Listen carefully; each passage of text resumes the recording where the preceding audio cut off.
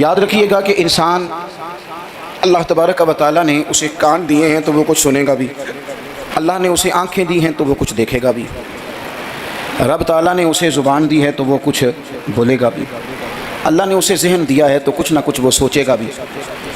یہ جتنے اعضاء اس کے ان میں حرارت ہے، ان میں تازگی ہے، تو یہ سارے اعضاء کچھ نہ کچھ کرتے بھی رہتے ہیں۔ اگر وجود کے اعضاء اپنا کام صحیح طریقے سے کریں گے تو اجر پائیں گے، ورنہ قرآن مجید نے کہا ہے کہ آنکھوں سے بھی سوال ہوگا، کانوں سے بھی سوال ہوگا، زبان اور دل سے بھی پوچھا جائے گا۔ یہ ساری چیزیں صبح قیامت ان سے سوال جواب کیا جائے گا۔ یہ اعضاء جتنے ہیں یہ کچھ نہ کچھ کریں گے۔ میرے رب کریم نے نبی پاک صلی اللہ تعالیٰ علیہ وآلہ وسلم کی محبت ہم پہ ضروری قرار دے کے پتہ ہے ہمارے اعضاء کی ڈیوٹی کیا لگائی ہے؟ اس نے کہا تم اس طرح کیا کرو، جب دیکھا کرو نا تو محبوب کے جلوے دیکھنے کی کوشش کرو، اور جب تمہارا سننے کو دل کرے تو مدینے والے کی بات سنا کرو، اور جب تمہارا بولنے کو دل کرے تو پھر میرے محبوب کی نعت پر بات کرو۔ یہ اپنے اعضاء کو اس کام لگاؤ، یہ تمہاری محبت مصطفیٰ کریم علیہ السلام میں یہ چیزیں تمہارے لیے دلیل بن جائیں گی، یہ ایک نمونہ بن جائیں گی کہ حضور سے پیار ہے۔ نبی پاک علیہ السلام کا ذکر میری اور آپ کی نعت کا، تعریف کا محتاج نہیں۔ کیوں کہ رب فرماتا ہے وَرَفَعْنَا لَكَ ذِكْرَكَ، اے محبوب ہم نے آپ کے لیے آپ کے ذکر کو بلند کر دیا ہے، ہم نے آپ کے لیے آپ کے تذکرے کو بلند کر دیا۔ تو جن کے ذکر کو اللہ نے بلندی دے دی ہے اس پر کوئی شاعر نعت نہ بھی لکھے، کوئی اچھا نعت خواہ نعت نہ بھی پڑھے معاذ اللہ، کوئی مجمع نعت سننے نہ بھی آئے، تو حضور کا ذکر تو اللہ نے بلند کر دیا ہے۔ لیکن یاد رکھو کہ جب شعر حضور کی تعریف میں لکھا جاتا ہے تو شعر لکھنے والا اپنا کلام سنوار لیتا ہے، اور جب محفل نعت میں لوگ آ کے بیٹھتے ہیں حضور کے نام پہ بیٹھتے ہیں، وہ کسی سیاسی جلسے کے لیے جمع نہیں ہوتے، وہ اپنے کسی دنیاوی مقصد کے لیے احتجاج کرنے جمع نہیں ہوتے، وہ حضور کی میلاد کے نام پر اکٹھے ہوتے ہیں۔ خلاق عالم کے فرشتے تو گواہی دیتے ہوں گے نا، یا اللہ دیکھ کے آئے ہیں ہم، وہ تیرے محبوب کے لیے جمع ہوئے تھے۔ نعت خانوں کیا کمال ہو جائے اگر ہم نعت خوانی کے ساتھ مخلص ہو جائیں، تمہیں پتہ چل جائے گا جب صبح قیامت تمہاری اس نعت خوانی کا وزن ہوگا، تمہیں مزہ آ جائے گا۔ سب سے آگے آگے حسان بن ثابت ہوں گے، اور پھر یہ نعت خوانوں کی پوری لائن حضور کی بارگاہ میں جائے گی۔ تم اپنے آپ کو کیوں کمزور کرتے ہو؟ چند ہزار پہ بیچ کے میری ملت کے نعت خوانوں میں لا شریف آ گیا، نعت کے حسن کو سمجھو تو صحیح یارو۔ سب سے آگے نعت خوانوں کی لائن میں حضرت حسان بن ثابت ہوں گے، اور قیامت تک جو حضور کی نعت پڑھنے والا ہوگا وہ سارے اس لائن میں ہوں گے۔ تمہیں پتہ ہے اس لائن میں کون کون ہوگا؟ ملا عبد الرحمن جامی بھی ہوں گے، سعدی شیرازی بھی ہوں گے۔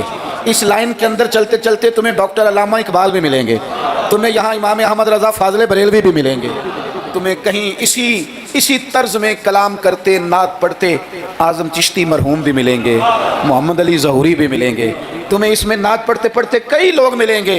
اتنے نصیب والے ہو اس لائن میں جاؤ گے جس لائن میں رسول اللہ کے غلام لگے ہوں گے۔ اعلیٰ حضرت کہتے ہیں کہ تیری زبان حضور کے لیے، حضور کے لیے، یہ اللہ نے بنائی ہے اپنے ذکر کے لیے، محبوب کریم کی نعت کے لیے، تو کیا کریں؟ اور یار سارا دن اس نے باتیں تو کرنی ہیں، اللہ جانتا ہے یہ باتیں کرنے کا دور ہے، چپ نہیں بیٹھتے۔ بعض لوگوں کو کہنا پڑتا ہے کہ چل یار کو 10 منٹ چپ بھی کر جا، کوئی ہمیں بھی موقع دے تھوڑا سا بولنے کا، اور کوئی تو تھوڑی سی سن بھی لے کسی کی، کہنا پڑتا ہے۔ اتنی جو باتیں کرتے ہو، اتنی جو خوش آمدیں کرتے ہو، تو اعلیٰ حضرت مشورہ دیتے ہیں، فرماتے ہیں ذکر ان کا چھیڑیے ہر بات پر، ذکر ان کا چھیڑیے ہر بات پر۔ بات شادی کو ہو تو حضور کا ذکر چھیڑ دو کہ نبی پاک کا شادی کا طریقہ کیا ہے، حضور نے یہاں کیا ہمارے لیے طریقہ مبارکہ چھوڑا ہے۔ ذکر ان کا چھیڑیے ہر بات پر۔ تو اگر ذکر بچے کے عقیقے کا ہو تو دیکھ لو حضور نے ہمارے لیے کیا سنت چھوڑی ہے۔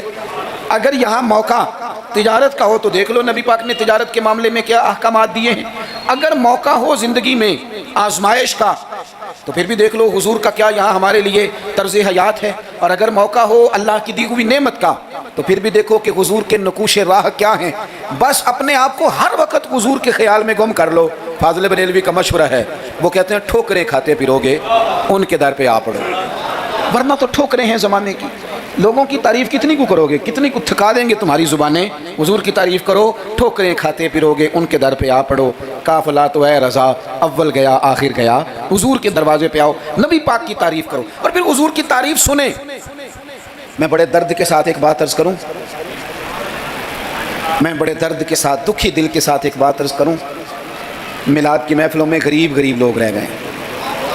وہ امیروں तुम सियासी जलसों में बड़े शौक़ से जाते हो, तुम्हारी पजारो भी जाती है, उस पर किसी सियासतदान का फ़ोटो भी लगाते हो, झंडा भी लगाते हो, बड़े खर्चे करते हो, जेबों से पैसे लगाते हो। क्या अजीब तुम्हारी मंतक है। जिस महबूब के सदके रब ने तुम्हें सारा कुछ दिया है, उस महबूब करीम अलैहिस्सलाम की महफिल आए तो वो गरीबों के हिस्से में आती है, वो कमज़ोरों के हिस्से में आती है, और तुम जाकर के चर्चे करते हो उनके। याद रखना, समझ लेना, दुनिया का सबसे खुशकिस्मत शख्स वो होता है जिसे अल्लाह अपने महबूब की ग़ुलामी के लिए पसंद फरमा लेता है। यार इस तरफ तुम तवज्जो ही नहीं करते। हुजूर का जिक्र सुनो, ज़ौक़ से नात सुनी जाए। नात ना पढ़ने से ज़्यादा सुनने से ताल्लुक़ रखती है। नात खां अल्लाह के फजल से बड़े हैं, हमारे शहर में बड़े बड़े अच्छे नात खां आपको मिल जाएंगे, बड़े, लेकिन नात सुनने वाले।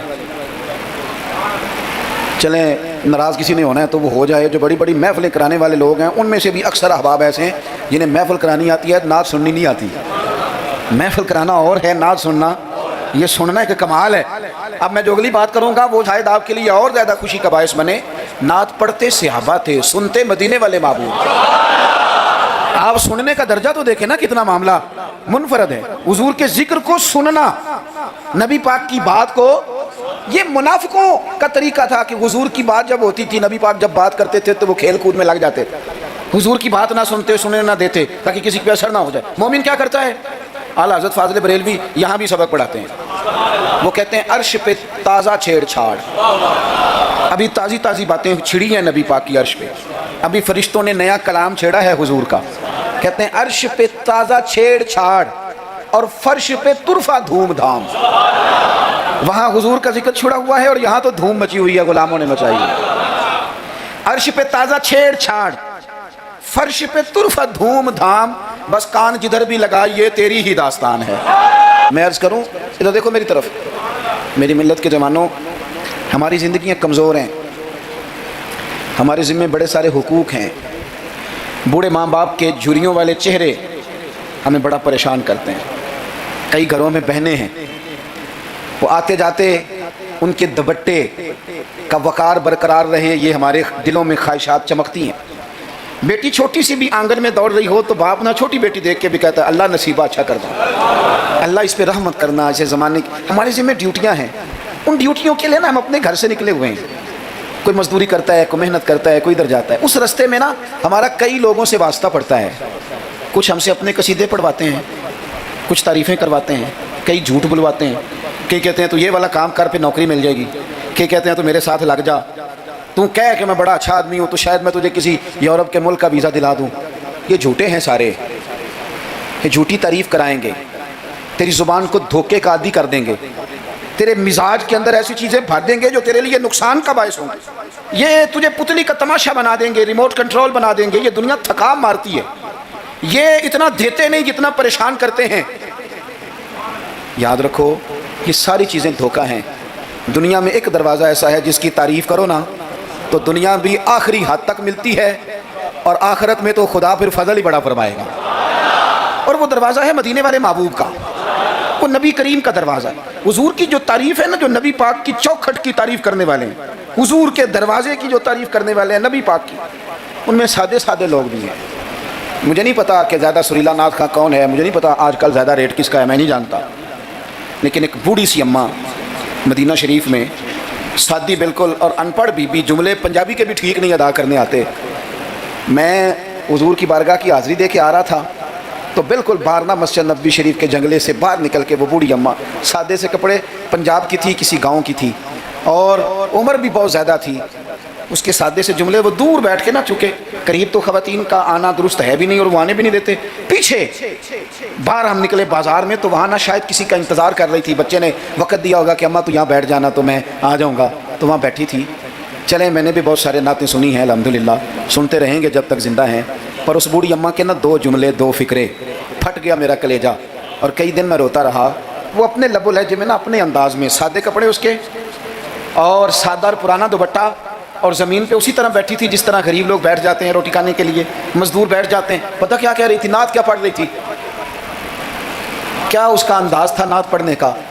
वो कभी देहातों में सादी औरतें जिस तरह बात करती थी, हमारी बूढ़ी माएँ इस तरह वो बात कर रही थी, और इशारे करके ना मदीने के दरो दीवार की तरफ, اپنا مزہ پورا کر رہی تھی، کہہ رہی تھی ویکھو نہیں ویکھو، اس کا لہجہ ہے، ادھار لے کے بات کر رہا ہوں، اس کا لہجہ ہے، اس کی بات ہے، اور شعر میں وزن کیسا ہے اور جملے کی ترتیب کیسی ہے یہ شاعر بتائیں گے۔ مجھے تو لطف آیا تھا تو میں بات آگے نقل کر رہا ہوں۔ وہ کہہ رہی ہے اور وہ مطلب عوام کو متوجہ نہیں کر رہی، وہاں تو ہے ہی کوئی نہیں، اکیلی بیٹھی ہے، اپنا ذوق پورا کر رہی ہے، اور لگتا ہے کہ وہ نا، مجھے یوں لگتا ہے کہ جیسے نا وہ حور و غلمان کو متوجہ کر کے کہہ رہی ہے، اور اس کی آنکھوں میں آنسو ہیں۔ تھوڑی دیر اتنا روتی ہے کہ آواز بھر آتی ہے اس کی، پھر دوبارہ بات شروع کرتی ہے، پھر اپنے پلو سے آنسو پہنچتی، کہتی کیا ہے؟ کہتی ہے ویکھو نہیں ویکھو کڈے کرم کمائے سوں، میرے جے گندے مندے بھی دارتے بلائے سوں۔ ویکھو نہیں ویکھو، ویکھو نہیں ویکھو کڈے کرم کمائے سوں، میرے جے گندے مندے بھی دارتے بلائے سوں۔ تھوڑا چاچ جانا چاہیے حضور سے پیار کرنے کا، تھوڑا نا چاچ جانا چاہیے، تھوڑا طریقہ ہونا چاہیے۔ اس کے لیے مہنگی محفل کی ضرورت نہیں، اس کے لیے ذرا ذوق کی ضرورت ہے۔ اس کے لیے میرے پاس نا، میں چھوٹا آدمی ہوں لیکن کم از کم 100 مجھے روز پیغام ملتے ہوں گے کہ پیر صاحب ٹائم چاہیے، پیر صاحب ٹائم۔ اب تو میں کئی دفعہ اتنا مجبور ہو جاتا ہوں کہ سوچتا ہوں یار میں چھوٹا آدمی ہوں، یہ مثلاً کیا کس حد تک انسان جو ہے وہ چلے گا۔ فجر کے بعد میں نے بیان کیا، زور سے پہلے میں نے بیان کیا، زور کے بعد میں نے بیان کیا، ابھی بھی میں بیان کر رہا ہوں۔ پر میں اپنی حیاتی تو قربان جاواں، میری تے محمد محمد پکیندے گزر گئی۔ ہے بڑا مزیدار کام۔ بڑے لوگ ٹائم لینے آتے ہیں، بڑی بڑی سفارشیں، کہتے ہیں انٹرنیشنل ہماری محفل ہے، انٹرنیشنل محفل ہے، فلانا بھی آیا، فلانا بھی آیا، فلانا بھی آیا، اتنے عمرے کے ٹکٹ، اپنا اپنا ذوق ہے، یہ بھی اچھے لوگ ہیں، کمال بات ہے۔ ایک دور سے جنوبی پنجاب سے بوڑھے بابا جی آئے، ان کو نہیں زیادہ، یہ بڑے سلیقے سے لوگ آتے ہیں، سفارشی رکے بھی لے آتے ہیں، اور بھی بڑی چیزوں کا پتہ ہوتا ہے، کس اینگل سے جائیں گے تو کام بنے گا، سارا سلیقہ آتا ہے۔ لیکن وہ کسی نے کہا تھا کہ لگا جدوں میدان ازل دا تے لوکی چوراں وانگ سدھائے، کسی نے لوٹ لی علم دی دولت، کوئی میر فقیر بنائے، آزم ویخ مقدر ساڈا اسی عشق خرید لیا ہے۔ تے کسی دے سر تے تاج امامت اس علم پڑھاون سکھیا ہے، تے کسی نے پہنے فقر دا چوغا انہیں زہد کماون سکھیا ہے، آزم ویخ مقدر ساڈا اسا یار مناون سکھیا ہے۔ اپنے اپنے نصیب کی بات ہے۔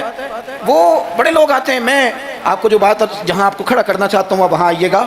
ایک سادے سے بزرگ سے، سیدھے سادے تھے، کندھے پہ رومال رکھا، جمعے والے دن میں گزر رہا تھا تو میرے کان میں ہلکی ہلکی بات، پریشرائز کر کے نہیں، کہنے لگے پیر صاحب جدوں بھی ٹائم ہوئے نا، مہینے نو، چون نو، چھیاں نو، سال نو، دو نو، یہ انداز ہے، جدوں بھی ٹائم ہوئے نا تو ایک چھوٹی جی محفل کرنی، میں ماڑا بندہ جی، تھوڑی جی میری تنخواہ ہے، میں کمیٹی پائی یار مہینے پیسے رکھنا، جدوں تھوڑے کٹھے ہو جان تے سونے دا میلاد کردا۔ بڑی بڑی میں نے تقریریں سنی ہیں، بڑے بڑے بات سنے ہیں، حضور کی محبت پہ کلام سنے ہیں، مزہ آ جاتا ہے، لیکن یہ بھی کلام تھا حضور کی محبت کا۔ میں نے پلٹ کے نہ سر سے لے کر پیر تک وہ بابا دیکھا، اس کے نقش و نگار دیکھے، اس کے لبوں کی سادگی دیکھی، اس کا لہجہ دیکھ کے میں نے کہا چاچا جی تسی ٹائم چھڈو، دسو جلسہ کدن کرنا؟ کیوں؟ اس لیے کہ یہاں محبت ضروری ہے، پیار ضروری ہے، یہاں وفا دیکھی جاتی ہے، یہاں دل کا جذبہ دیکھا جاتا ہے۔ بارگاہ رسالت مآب میں نہ لفظوں کے تراشے، نہ تیری آواز کا ترنم، نہ تیرا جھومنا، نہ تیرا تڑپ آنا، نہ تیرا محفل میں سچا جھوٹا وجد کرنا، ان میں سے کوئی چیز قابل قبول نہیں۔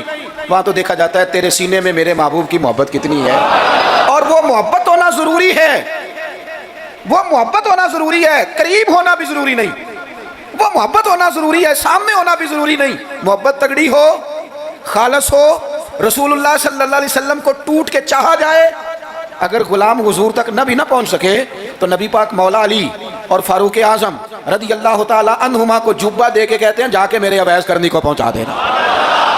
جو چیز ضروری ہے اس پر توجہ دیں، اپنے سارے وجود کو حضور کی محبت میں ڈال لیں، نبی کریم سے پیار کریں، اور اپنی روزمرہ کے معاملات میں ہر جگہ آپ صرف طلاق کا مسئلہ جا کے مولوی صاحب سے پوچھتے ہیں، آپ صرف یہی پوچھتے ہیں کہ جناب وہ فلانی چیز جو ہے وہ، ہم نے ناراض نہیں ہونا، یعنی ہر مرد نے یاد کر لیا ہے کہ 4 شادیاں جائز ہیں، تو میں کہتا ہوں اس کے علاوہ بھی بڑا کچھ جائز ہے، کہ صرف یہی آپ کو ایک مسئلہ آتا ہے کہ شریعت میں 4 شادیاں جائز ہیں، اور بھی بڑا کچھ جائز ہے وہ آپ نہیں کرتے، یہی اپنی مرضی کی چیز یاد رکھنی ہے۔ کبھی جا کے مولانا سے ہر بات پوچھو، ان سے پوچھو مولانا دکان ڈالنے لگا میرے مدینے والے کا طریقہ کیا ہے، یہ بھی ذکر رسول ہے۔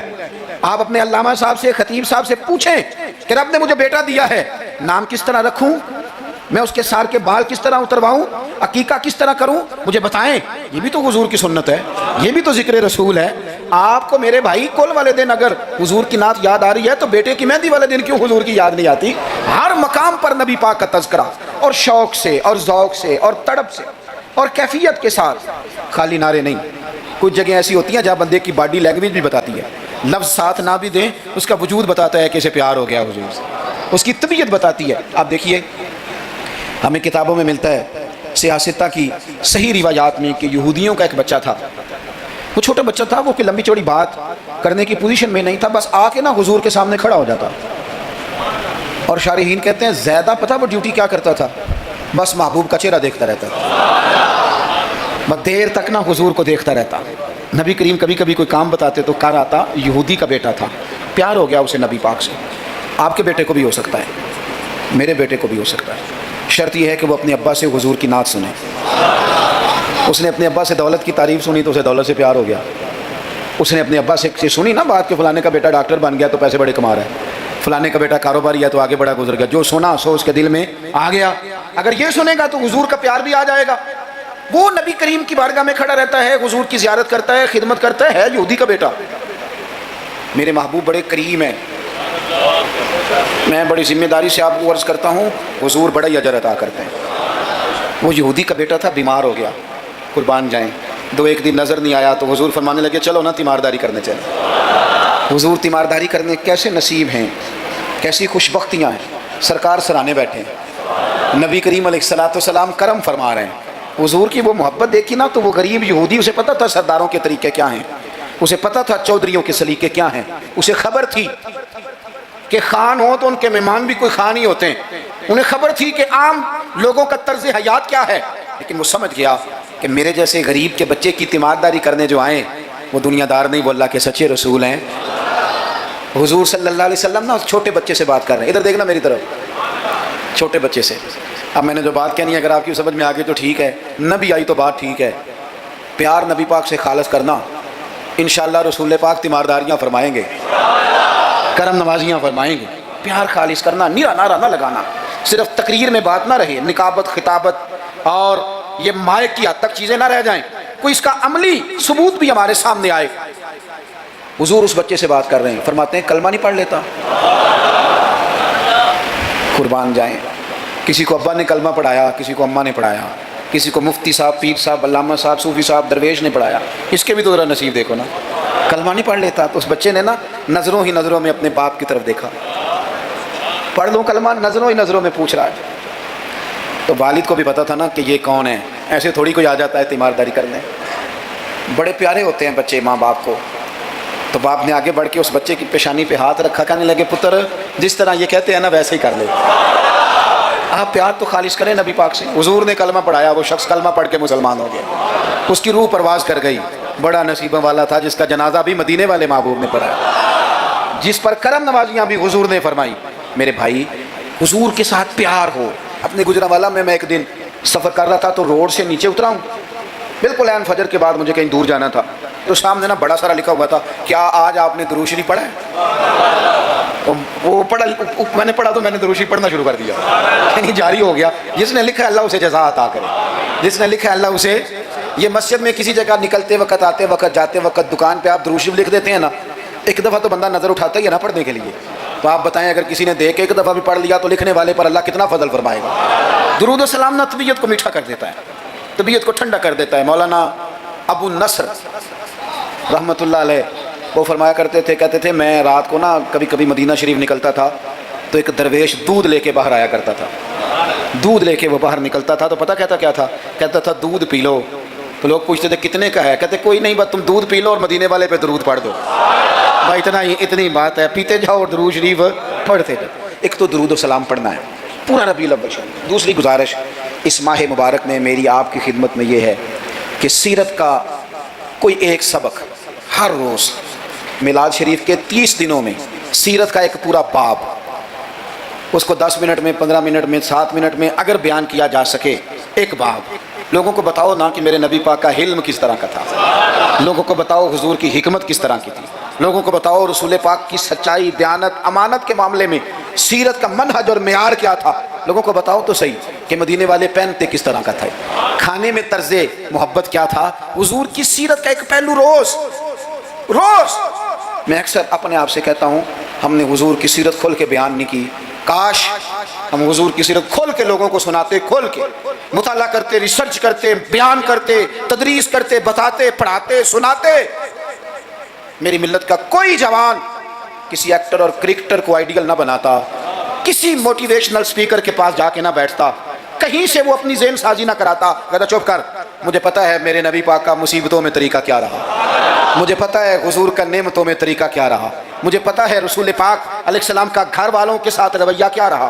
سیرت کے باب پورا ربیع الاول آپ سنیں بھی اور کوشش کریں، کسی ایک کتاب ہے سیرت کی بڑی سادی سی کتاب ہے، سیرت مصطفیٰ، علامہ عبد المصطفیٰ اعظمی رحمۃ اللہ علیہ، ایک بزرگ گزرے ہیں، انہوں نے لکھی ہے، سادی سی ایک ہی جلد میں، ذرا زیادہ آسان ہے، وہ کتاب لے لیں آپ، اور اس کتاب کو نا آپ حضور کے جو اخلاق کے باب ہیں، جو شمائل ہیں، خصائل ہیں، فضائل ہیں، ان کو پہلے پڑھیں، اور آپ ذرا تھوڑا سا نا غور کے رک کے حضور کی سیرت مبارکہ کے جملے، یہ ربیع الاول شریف نہ سارا حضور کی یادوں کے نام کر دیں، آپ یقین کریں کہ سیرت تعمیر کر دے گی آپ کو، آپ کی شخصیت کے اندر جتنی کمزوریاں ہوں گی حضور کی سیرت مبارکہ پڑھنے کی برکت سے اللہ وہ ساری کمزوریاں اپنے فضل سے دور فرمائے گا۔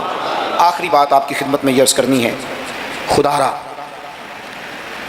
محافل کا ماحول بہت سنجیدہ کر لیں، بہت سنجیدہ، محفل روحانیت والی بنائیں۔